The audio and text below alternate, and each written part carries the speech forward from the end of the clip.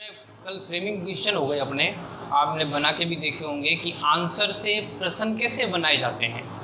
आज हम एक और टॉपिक ले लेते हैं, रीअरेंज ऑर्डर या जम्बल्ड। इन वाक्यों में क्या होता है कि वाक्य क्रम से नहीं दिए होते, इन ऑर्डर होता है, आउट ऑर्डर होता है, उसको वापस क्रम से बदलना होता है, रीअरेंज करना होता है। उसके लिए अपने को पता क्या होना चाहिए कि सबसे पहले सब्जेक्ट आता है, फिर हेल्पिंग वर्ब आती है, फिर ऑब्जेक्ट आता है, फिर कोई एडजेक्टिव हो तो वो आता है। ठीक है, ये भी हो सकता हो हेल्पिंग वर्ब के साथ मेन वर्ब भी आ जाए।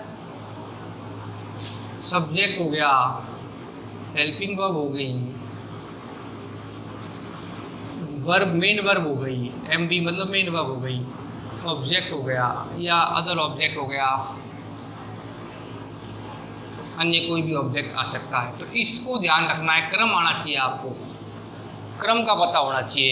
ये इंट्रोगेटिव अगर आता है ना, सबसे पहले क्या आ जाएगा, हेल्पिंग वर्ब आ जाएगी, फिर सब्जेक्ट आएगा, फिर वर्ब आएगी, फिर ऑब्जेक्ट आएगा, फिर प्रश्नवाचक चिन्ह आएगा। एक और होता है WH वर्ड आ जाए तो WH वर्ड आगे आ जाएगा,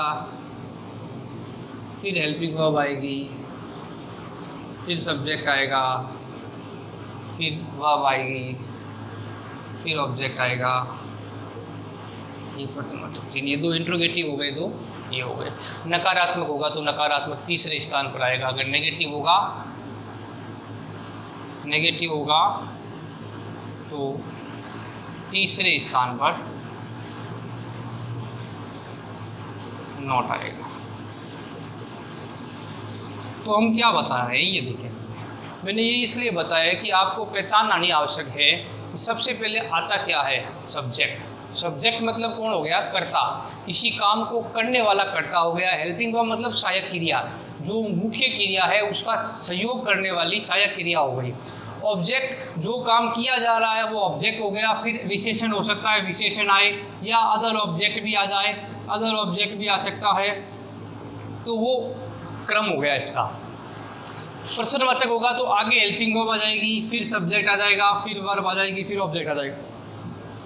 WH वर्ड आया, हेल्पिंग वर्ब आई, सब्जेक्ट आया, वर्ब आई, ऑब्जेक्ट आया। ये इससे लिखने से तो अपने को ये पहचान हो गई कि इस तरह वाक्य को क्रम से रखना है, ये अपने को पता होना चाहिए।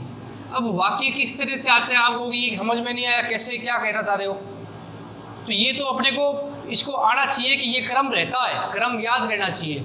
वाक्य इसका इस तरह से आएगा, ये नहीं पूछेगा आपसे वाक्य पूछेगा, जैसे it's a Mohan good student. अब आपको समझ में आ जाएगा आराम से क्या लिखा हुआ, फुल स्टॉप। फुल स्टॉप लगा हुआ है, इसका मतलब वाक्य तो एफर्मेटिव है, साधारण है। साधारण है तो यहाँ एक क्रम को उल्टा सीधा किया हुआ है, इज आया, ए आया, मोहन आया, गुड आया, स्टूडेंट आया। तो इसमें सब्जेक्ट क्या है, सब्जेक्ट हो गया मोहन, सबसे पहले आ गया मोहन। मोहन के बाद हेल्पिंग वर्ब है क्या, आपको है क्या है, it's, Mohan it's. Good student और ए है तो पहले क्या आएगा, ए, फिर क्या आ जाएगा, गुड आ जाएगा, फिर क्या आ जाएगा, स्टूडेंट। समझ में क्या करना है, क्रम को रीअरेंज करना है। ऑर्डर जो है अरेंज नहीं है, उसको रीअरेंज करके व्यवस्थित करना है, वही रीअरेंज ऑर्डर कहलाता है।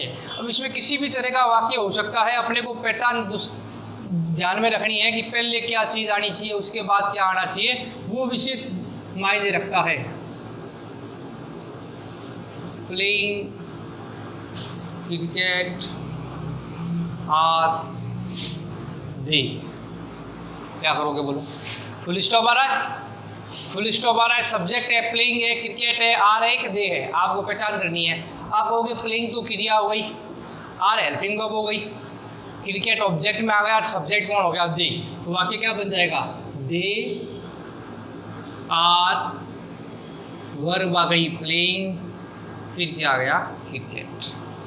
समझ में आई नहीं बात? They are playing cricket. इस तरह हम वाक्य को बना सकते हैं। किसी भी तरह का वाक्य अव्यवस्थित क्रम में हो, उसको हम क्रम में पढ़कर पहचान करके सब्जेक्ट की, वर्ब की, ऑब्जेक्ट की, अदर ऑब्जेक्ट की पहचान करके हम कर सकते हैं। Mister Mohan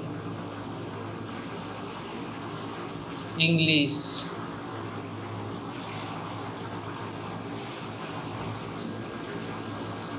teaches us। आगे देखो, अब इसमें क्या आया? मिस्टर मोहन नाम आ रहा है, इंग्लिश आ रहा है, टीचर्स आ रहा है, अस आ रहा है। तो इसमें मोहन जो है, मिस्टर मोहन, ये सब्जेक्ट हो गया अपना मिस्टर मोहन। क्रिया क्या है? हेल्पिंग वर्ब क्या है यहाँ पर? आप कहोगे हेल्पिंग वर्ब नहीं है, अस हेल्पिंग वर्ब नहीं होती, हेल्पिंग वर्ब नहीं है। हेल्पिंग नहीं है तो मेन वर्ब होगी। ये मेन वर्ब है, पढ़ाना, पढ़ाता है, टीचर्स। किन्हें पढ़ा रहा है? अस या इंग्लिश? पहले अस। क्या पढ़ा रहा है? इंग्लिश। दो ऑब्जेक्ट हो गए ना इसमें, एक अस भी है, एक क्या है? इंग्लिश भी। ये भी ऑब्जेक्ट है, ये भी क्या है? ऑब्जेक्ट। आपको थोड़ा ध्यान रखना है कि सब्जेक्ट क्या है, उसके बाद वर्ब क्या आएगी, उसके बाद एक बार लिख के देख कर उच्चारण कर ले, पता लग जाएगा आपका क्रम सही है या नहीं है। मिस्टर मोहन टीचर्स इंग्लिश अस नहीं बन रहा, बनेगा क्या? मिस्टर मोहन टीचर्स अस इंग्लिश। इस तरह हम व्यवस्थित क्रम में वाक्यों को कर सकते हैं। कल प्रश्नवाचक वाक्य भी देखेंगे और अन्य वाक्यों को भी हम देखेंगे।